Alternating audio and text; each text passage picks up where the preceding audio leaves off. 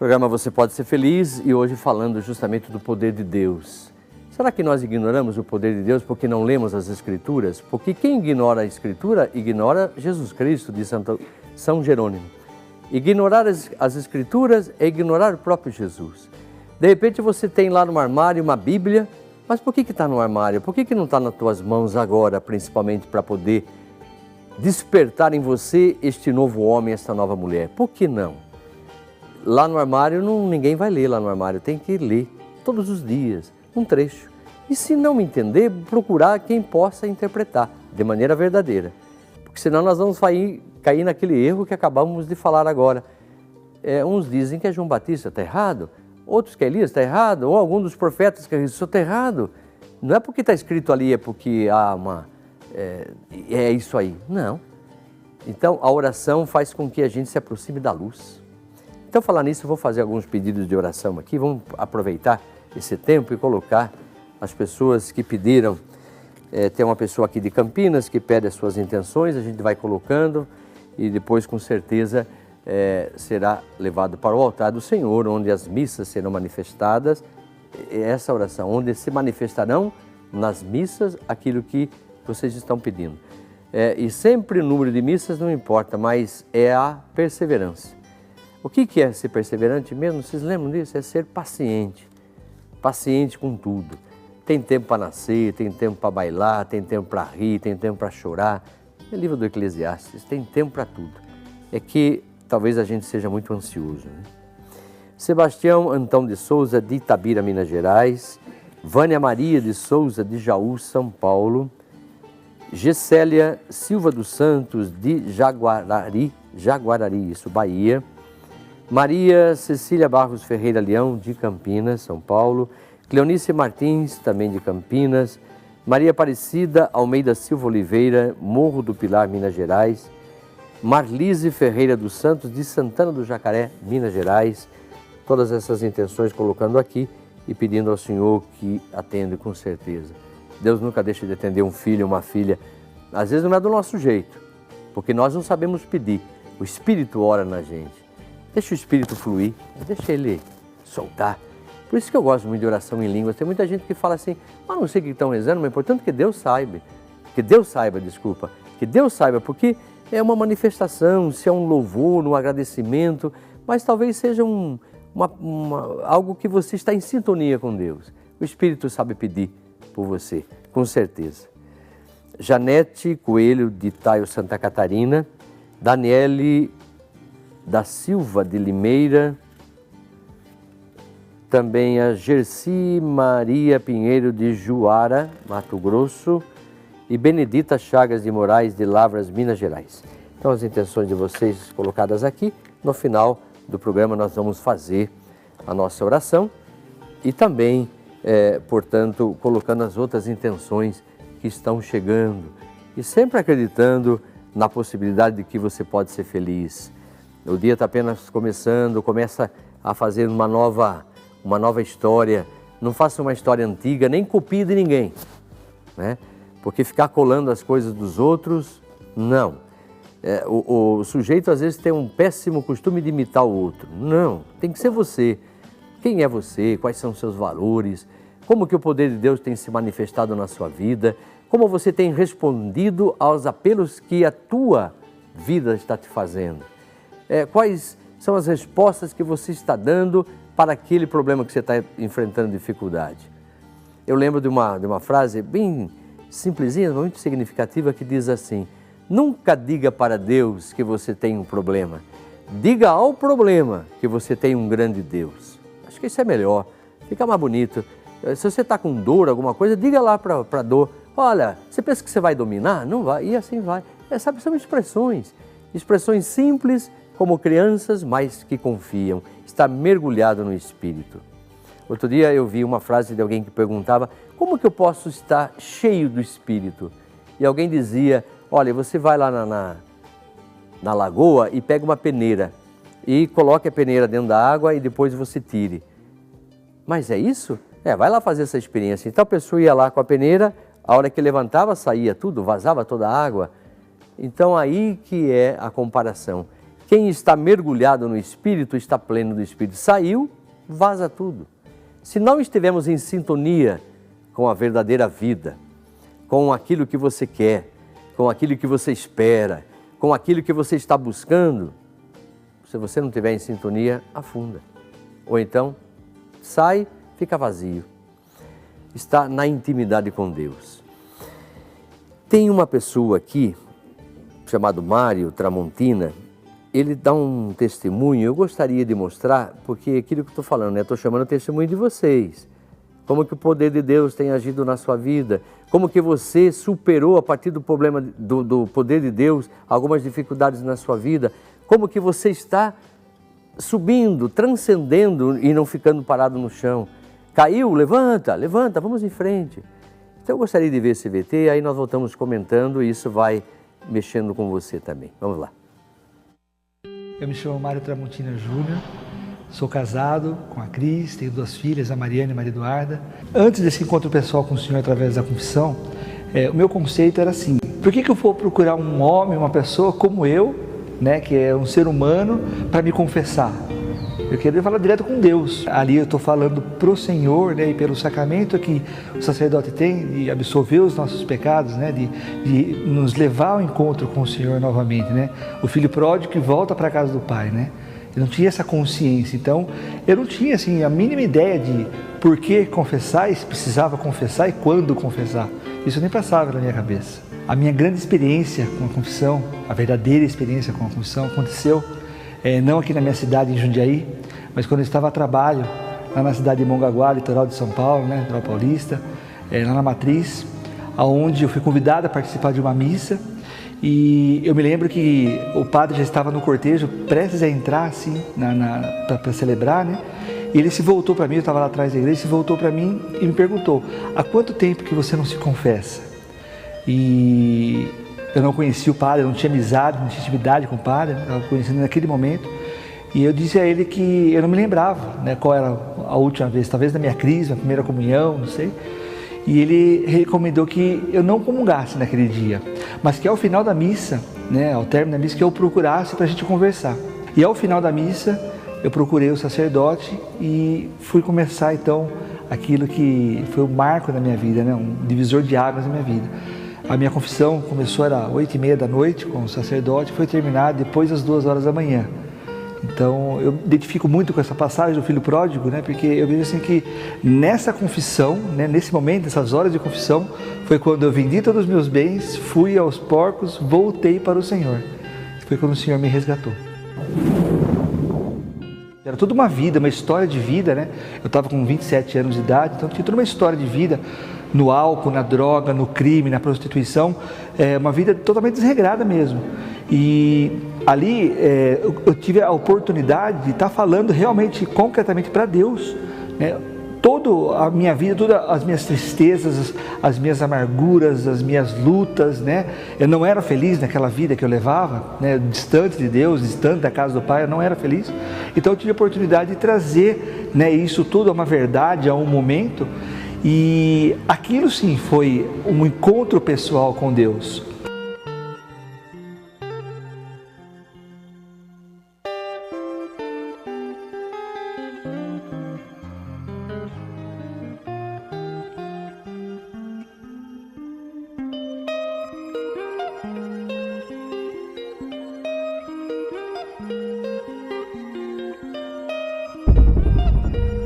Eu me lembro que mesmo de madrugada, né, naquela hora de madrugada, quando eu voltei para casa, eu estava tão feliz, um estado assim de alegria, um êxtase espiritual tão grande, que de madrugada eu liguei para minha mãe, né, aqui em Jundiaí, e eu tinha que partilhar isso com alguém, né? Eu tinha que externar isso com alguém. Eu me lembro que eu liguei em casa, minha mãe atendeu o telefone de madrugada e talvez eu tenha ficado pensando: nossa, o que ele aprontou agora, né? Mais uma, né?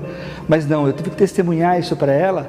Tamanha era aquela euforia, aquela mudança, aquela alegria plena, não uma alegria que eu sentia às vezes em pequenos momentos como homem velho, né, no mundo, mas que eram alegrias que passavam, depois vinha angústia, depois vinha tristeza, mas não, era uma alegria plena. Eu tinha que dividir, eu tinha que extravasar, eu tinha que partilhar isso com alguém. Eu tenho assim no meu coração, é claro que eu já fui curado, já fui liberto, já fui restaurado disso, mas eu tenho assim no meu coração, né, o desejo, o sentimento de viver esse arrependimento de tudo aquilo que eu fiz no passado, tudo aquilo que eu vivi, né?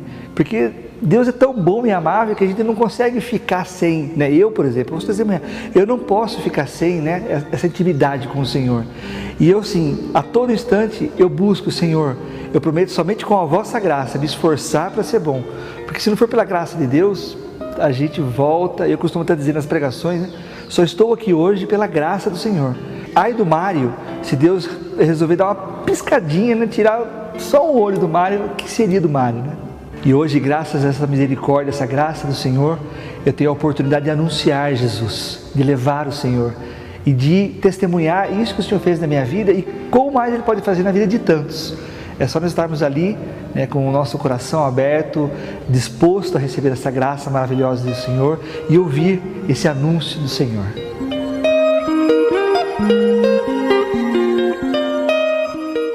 Obrigado, Mário, pelo seu testemunho. Isso é tão importante.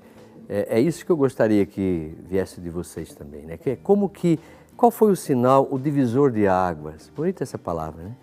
E o divisor de águas, hoje nada mais nos faz pensar, talvez olhando para o passado um pouquinho, Moisés, que dividiu as águas com o poder de Deus, lógico. E o povo passou a pé enxuto. Estamos também atravessando o mar da vida a pé enxuto, as águas não estão nos afogando. Segura na mão de Deus e vai, é uma poesia linda, porque faz parte de um canto, mas poder acreditar. E principalmente, como ele falava agora, a confissão. Tem muita gente que tem preconceito, mas eu vou me confessar como padre, que é pecador também, eu também me confesso. Mas isso é um ato de humildade. Desculpa a expressão, mas tem muita gente que empurra o pecado com a barriga, não, ou então guarda no bolso de estimação. Como é importante a gente poder reconhecer, fazer um exame de consciência. Porque tem muitas pessoas culpando as outras aí. Uma culpando a outra, né? Um culpa o outro. Eu fiz isso por causa de você, eu fiz isso por causa de você. Às vezes eu vejo maridos que culpam as mulheres, mulheres que culpam os maridos, que culpam os filhos que culpam os pais, mas culpa é uma punição. Agora, a responsabilidade com a vida que você tem que ter, isso te faz muito mais dinâmico. Então, portanto, a confissão, a gente sabe que Jesus venceu o pecado, Jesus venceu a morte, mas por que foi dado para a igreja? Sinal de reconciliação, o sacramento da volta, é daqueles que voltam ao regaço do Pai, é aqueles que têm a capacidade e a humildade de dizer, olha, eu errei, eu fiz isso. Como eu também faço com outro padre, chama e fala, não sou tão perfeito, sou humano, e falo das minhas misérias, para estar reconciliado com toda a comunidade, porque a gente fala mal do irmão, a gente critica o irmão, a gente culpa o irmão. Almir Klink, que fora um dos navegantes que andava com o seu navio sozinho, um dia perguntaram para ele, porque ele vivia sempre sozinho, qual que é a dificuldade da solidão, Almir? Ele dizia não ter ninguém para culpar, né? Porque um dia ele fez um erro lá com relação ao navio, ao barquinho que ele tinha, ao barco, e ele não tinha ninguém para culpar, ele teve que assumir. Por que a gente também não se responsabiliza pelos nossos atos? Por que a gente tem que culpar o outro, né? Será que você é tão fraco assim que você é dominado pelas pessoas? Ou dominado por qualquer falsa ideologia? Cadê tua vida? Cadê tua história? Cadê a tua capacidade de pensar e de escolher? Escolhem por você? Está tudo errado. Você que tem que escolher. Por que tem que culpar alguém? Cadê essa fraqueza? O homem nasceu para ser forte. Seja corajoso, seja forte, seja animado. Aliás, a palavra que fala isso, né? Estou apenas parafraseando. Nós temos um livro que eu gostaria de apresentar para vocês, o Combate Espiritual. Combate Espiritual, vou mostrar aqui nessa câmera e mostrar aqui. O Combate Espiritual, que é um livro do Lorenzo Scupoli, com certeza um italiano. Aí você poderá ter algumas histórias, ou melhor dizendo, algumas reflexões que vai nos ajudar, portanto, a vencer esse combate muitas vezes que nós temos internamente. E eu penso que um dos maiores combates que eu possa ter é não acreditar no poder de Deus. E quando eu não acredito no poder de Deus, eu faço oração porque eu estou desesperado, mas eu não estou agradecendo às vezes, porque eu já sei que Deus vai me atender. Essa é a dificuldade do homem. Faz oração com o pé já na descrença. Não acredita na possibilidade de ser diferente. Então nós temos, você dica, né? A dica 21, você liga e pode comprar, né? Portanto, este livro e poder meditar, refletir, porque, lógico, a palavra de Deus, ela é fundamental, mas entre uma palavra e outra revelada, são pessoas que vão refletindo, tá bem? Então vai a dica para vocês, para que vocês possam poder buscar elementos que ajudem a você a repensar a sua vida, seus valores. Vocês lembram aquele dia que eu falei que quando eu abri meu armário, eu falei assim, olha, os meus amigos estão aqui dentro, que eram meus livros, né? Lógico que eu tenho amigos na comunidade, irmãos que me ajudam a ser padre, irmãos que me ajudam a superar as minhas dificuldades, irmãos que me aceitam do jeito que eu sou. Aliás, tem uma poesia do Fernando Pessoa, belíssima, né? Que depois eu vou, talvez, se nós tivermos tempo, vou até ler essa poesia, porque é muito bela. Fernando Pessoa foi alguém bastante significativo. Aliás, que ele dizia num dos seus escritos, que todos os nossos atributos, aliás, aquilo que a gente atribui a Deus, descola tudo, porque Deus é muito mais do que a gente imagina. Porque a gente fala que Deus é onisciente, que Deus é onipotente, que Deus, enfim, sabe de todas as coisas, porque é onisciente, porque está presente em todos os lugares. Atributos, mas descolam tudo porque Deus é substância. E não precisa de outra substância para existir, existe em si mesmo. Então, se Deus é substância, e se nós também somos substância, então pensa que você é um substantivo, não um adjetivo. Eu não sei por que você está se adjetivando. Não, seja uma pessoa, um filho ou uma filha de Deus. Portanto, isso é substantivo. Seja filho, seja filha, substantivo.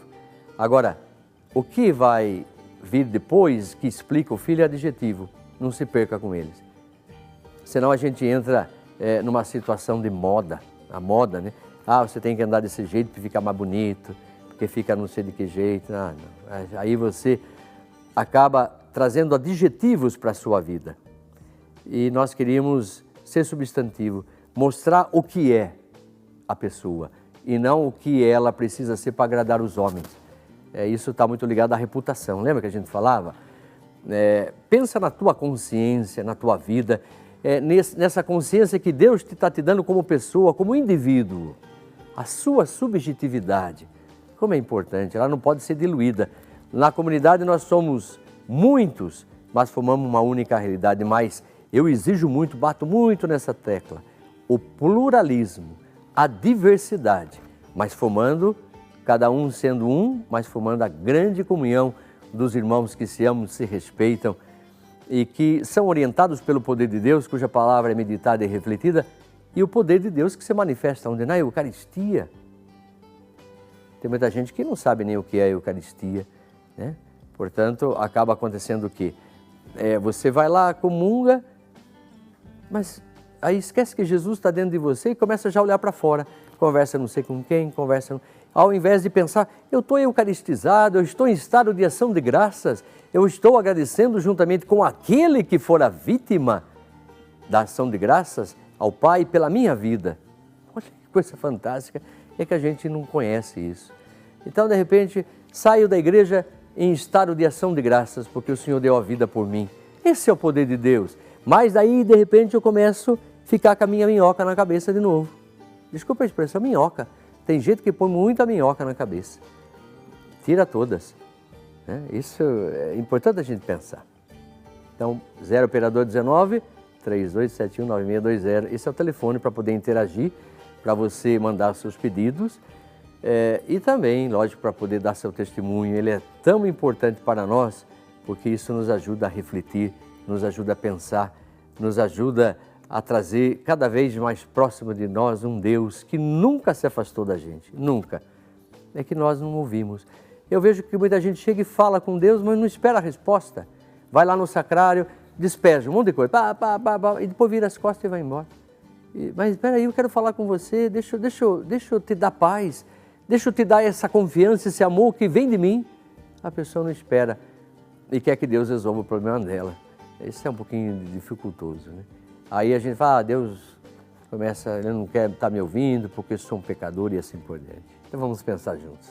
Nós vamos fazer um outro break, voltamos logo em seguida e vamos interagindo em nome daquele que dá todo o seu poder em nossas mãos.